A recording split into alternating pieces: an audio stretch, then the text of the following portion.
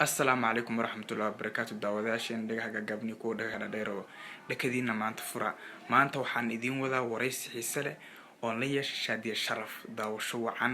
waxaan ka codsanayaa channelka inaad subscribe saartid comment ka soo bixisid like nagu dhiirigelisid asxaabtadana u share gareysid hagaag Shaadiye Sharaf ku soo dhawow channelka Samir DMT waan dhawahay in badan walaal su'aasha koobaad ee ku weydiinay waa su'aal ay asxaabtaadu isu weydiisay mise taageerayaashaadu su'aashaasna waxay tahay xagee baad ku dhalatay xagee baad isku soo barbaartay horta marka ugu horeysa waxaan ku dhashay Gaalkacyo waxaan ku soo barbaaray degmada Shibis hagaag su'aasha xigta aan ku weydiinay waxay tahay teamkee ayaad kubadda cagta ka taageertaa walaa horta Spain waxaan ka taageeraa Real Madrid abo yaa ku heli kara Ingiriiskana waxaan ka taageeraa Manchester United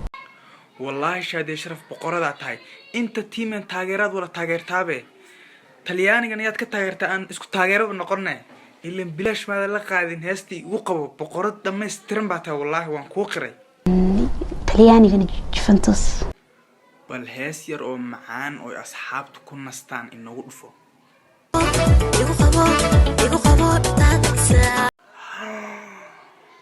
dabca saro wax ka dhabal دبي وبانتي وحدة شيء وبانتي ناكتان وحقة شيء وبانتي وأدب درتها وأنا أخلاق حنتها قرآن hagaag intaas waxay ahayd qosol iyo qaraaxayr oo ka diyaarsanay marka waxaan ka codsanay inaan cafisid taada kale barnaamijka ma sii deyn karaa raali waa ka ahay sababtoo wax loo baahan yahay caadi waa la soo deyn karaa